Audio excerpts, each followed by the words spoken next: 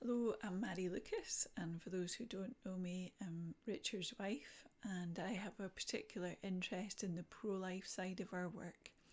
So recently we were contacted by a young woman called Katie, and Katie wanted to tell her story of abortion so that others may be encouraged to choose life for their unborn child instead of abortion. And Katie's story really does show the other side of abortion. The battle has been raging in the media over abortion, the reporting of the overturning of Roe v. Wade, and also the issue of buffer zones have been really just presenting one side of the argument for abortion.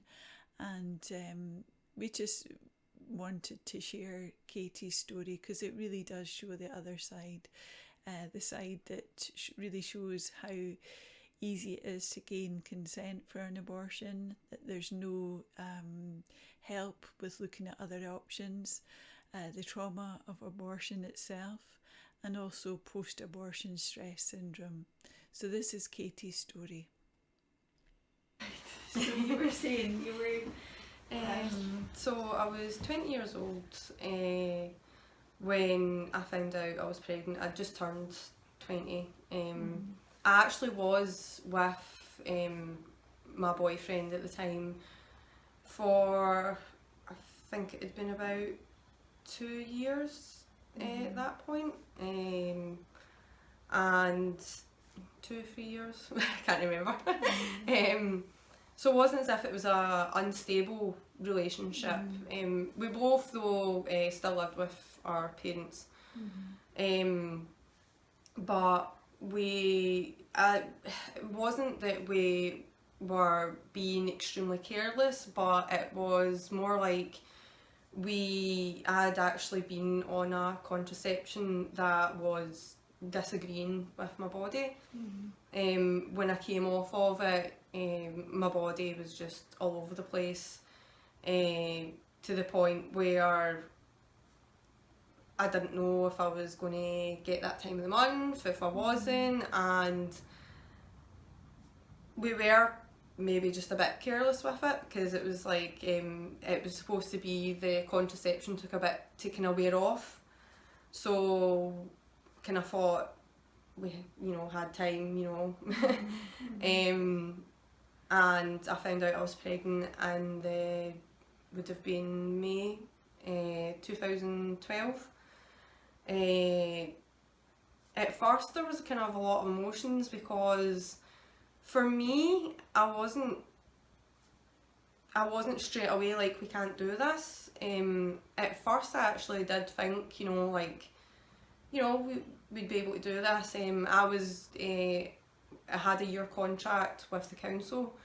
Unfortunately that was due to run up, so that kind of put a slight panic in it, but my partner at the time, he actually had a stable job. It wasn't a great job, but it was a stable enough job.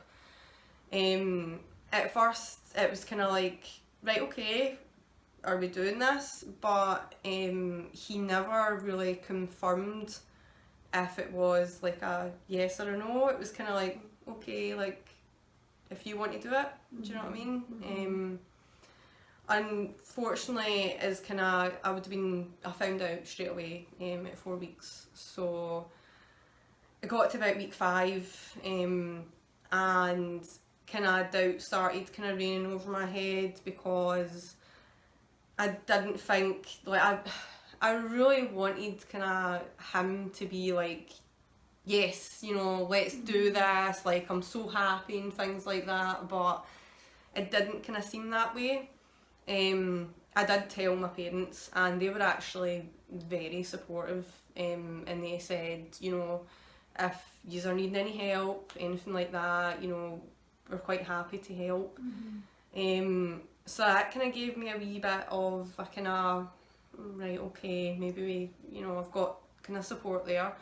But the support that I wanted was from my partner at the time.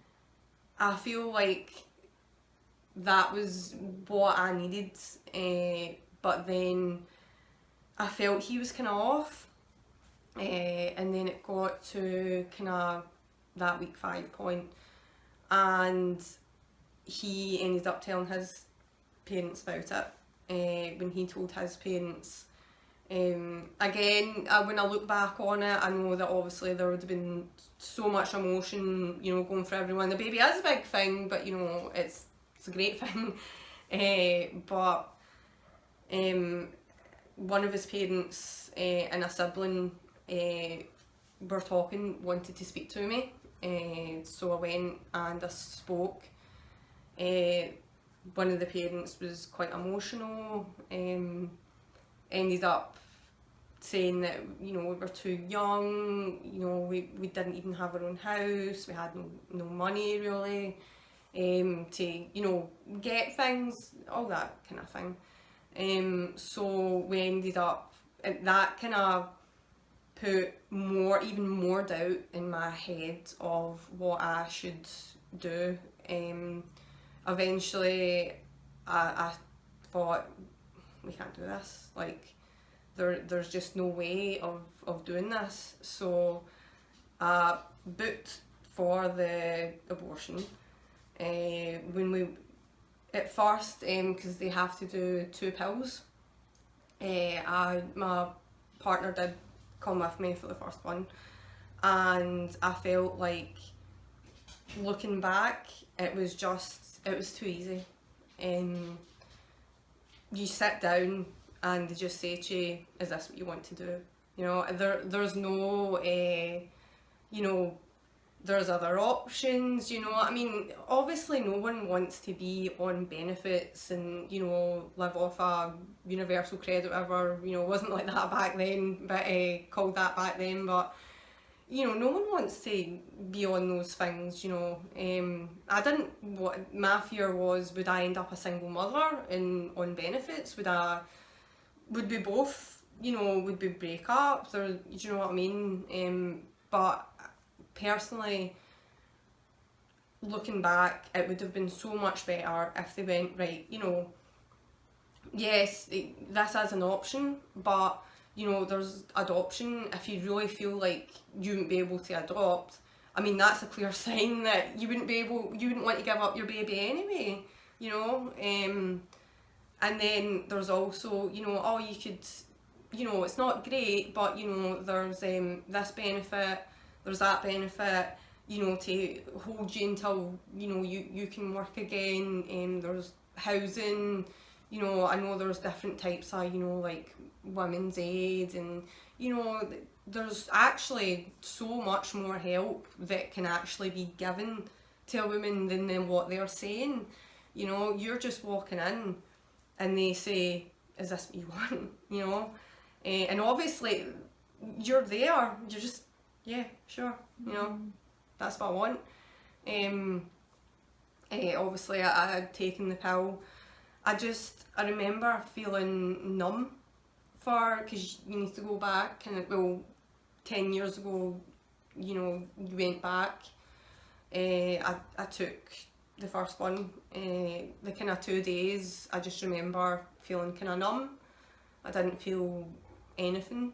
I went back and I took my partner didn't come with me for the second one, because they said I'd have to go and I'd have to sit in the hospital and, you know, just kind of sit there. So I thought, right, okay. But my partner, he said, and I'll never forget, sorry. I just remember playing this song at the time. It was supposed to be a happy song called Full Ride or Whistle. It sounds so silly, but even now, whenever that song comes on, I just start crying, because I remember going into the hospital and I felt like this overwhelming sadness, and I kept playing the song over and over and over again to try and make myself happy. So now, whenever I hear that song, I just start crying. But when I got to the hospital, I went in and they told me that I would have to take the pill and then go and sit in a room until the fetus had passed. And I said, right, that's fine. But again, to my kind of surprise, I thought I would just kind of be sitting in a room by myself.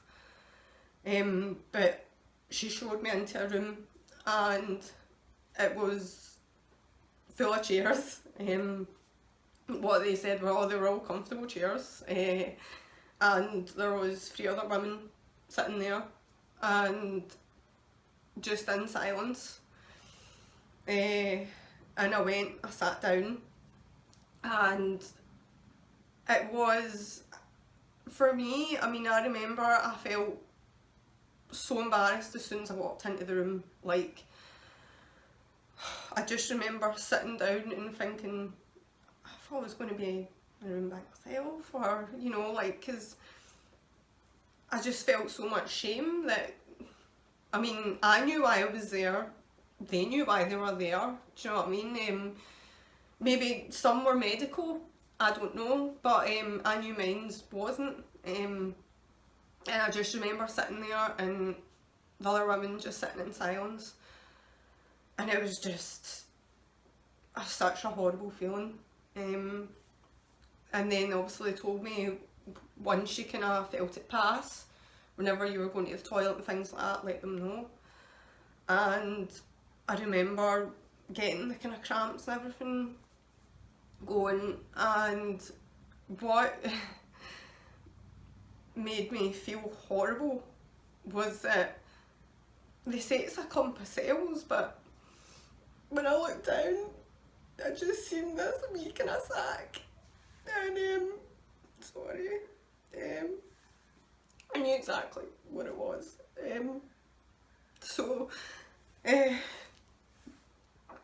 I shouted the nurse. She came and she said, "Yep, that's it, passed. Just sit for another kind of 5-10 minutes, see if you're okay." And I did, but I just remember sitting thinking, like, this is nothing of what I expected. I mean, I expected to go in, walk in, take this second pill, go in a room by myself, and then pass, just like period blood. That's what I thought was going to happen, but it was nothing like that. After it though, I just remember for the first kind of couple of weeks, we went, and it was just, I was trying to kind of live a normal life with my partner again.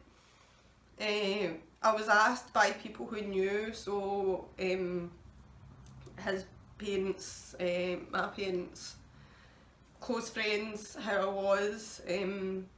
Obviously I continued to say I was fine. But then for the first couple of weeks, again, I just felt kind of numb. I didn't kind of know what I felt, because I don't know, it was kind of, felt surreal. It was like, I didn't know what to feel. Then as kind of, I remember being asked by a couple of people that I knew, close people, how's I feeling?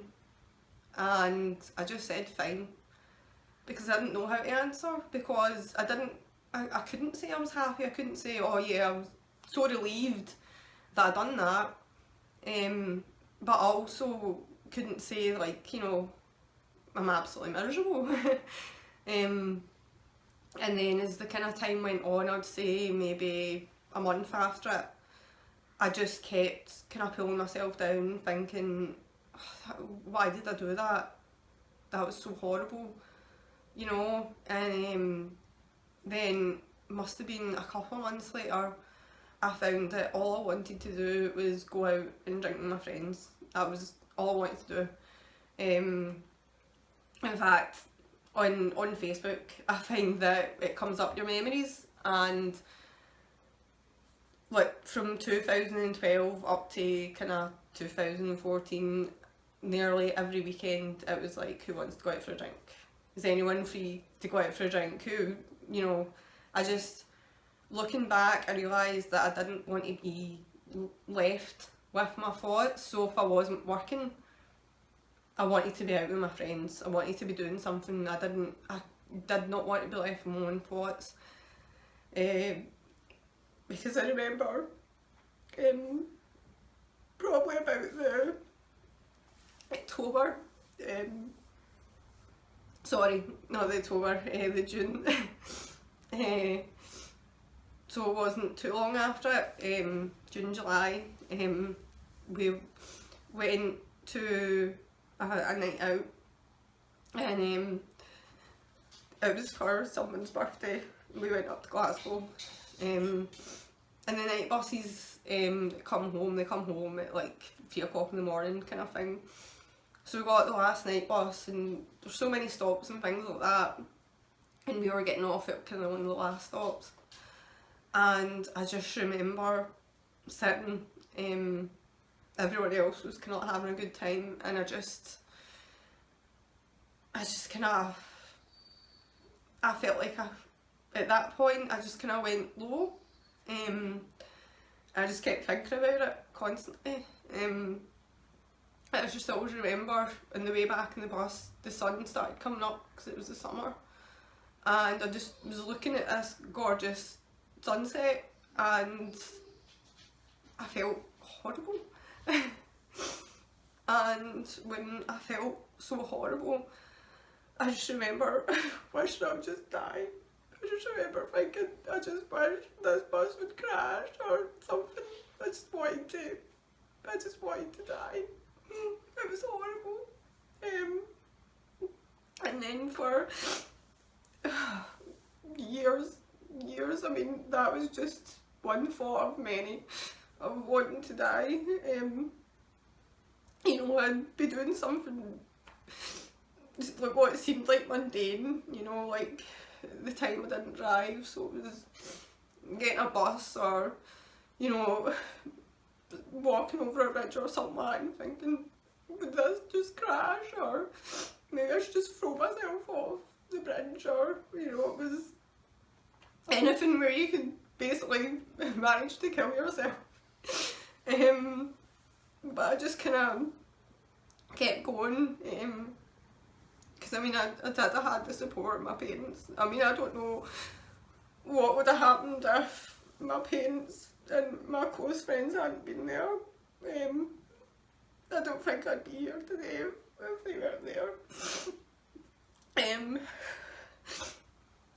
Eventually, in the December, it was New Year's, and everyone was out having fun, and again I felt like I just personally couldn't. I felt like I was just being constantly drained, and I remember, even though it kept getting worse and worse, and by that point I remember going to a party, and now my parents had always taught me, you know, be responsible, and, you know, don't do drugs, things like that kind of thing. And I was always so, you know, I grew up with those values being like, no, you don't do anything like that. But it got to a point where I felt so horribly kind of distressed and everything with it, that I remember everyone else enjoying themselves round about me at New Year's, and I felt like even with alcohol, I just wasn't enjoying myself. And that was the first time I had ever taken drugs.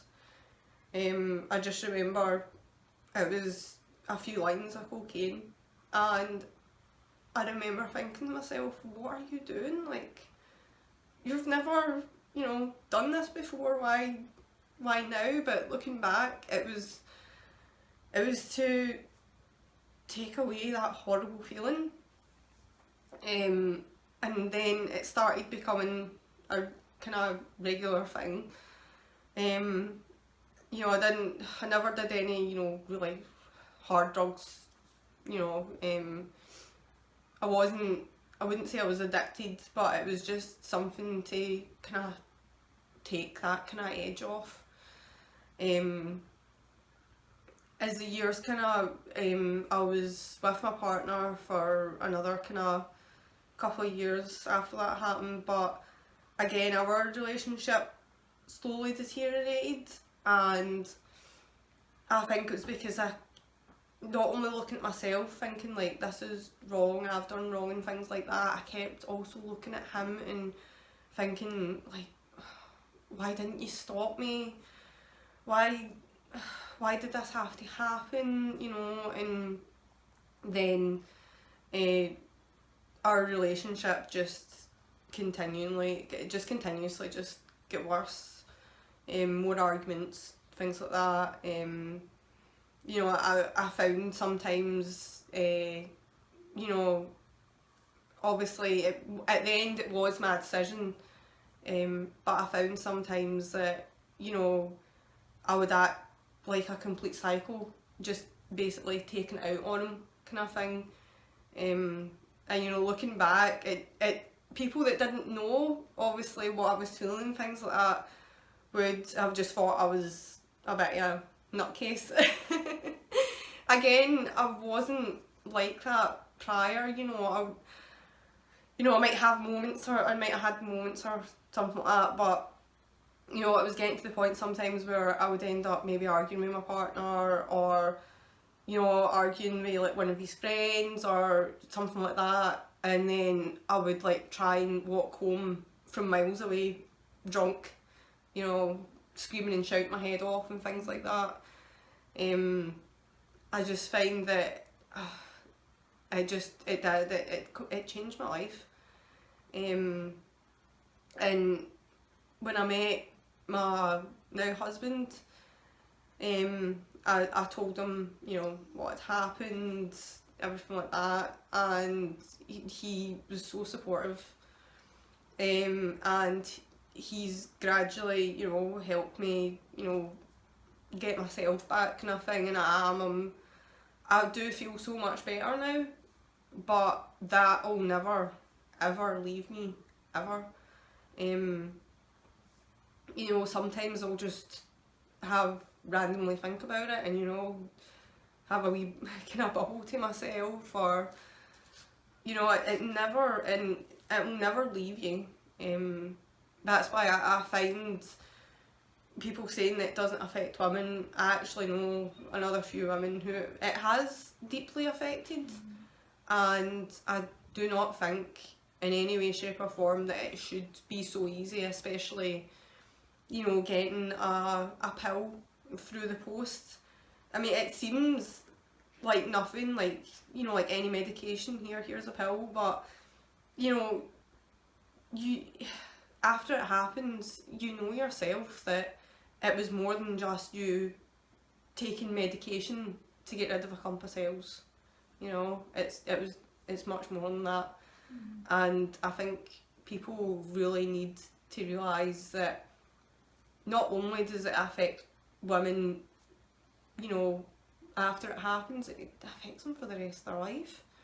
You know, even, you know, women that say, you know, oh well, I was happy, you know, that, you know, look at my life now, I'm happy. I mean, I've got a husband, 4 kids, a house and everything. Obviously I'm happy right now, but I had to sacrifice something so dear to get this, which that's horrible. I mean, you wouldn't go up to a child and, you know, kill them to say, well, you know, I killed that kid. Now I've got kids and a husband, you know, it's horrible. And, you know, if you said that to someone, you know, would you kill a child? Would you kill a newborn baby to get your future happiness, of course I'm going to say no.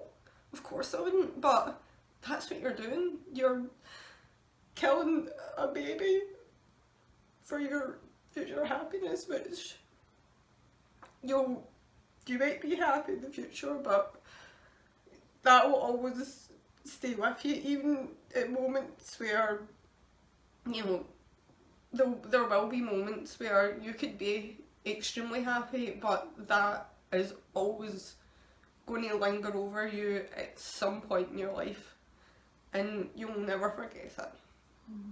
You know.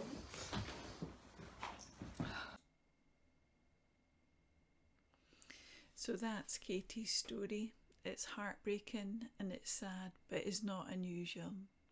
And one of the things that Katie talked about after the recording was how she was given a leaflet to take home with her, which explained what she should expect in the aftermath of the abortion.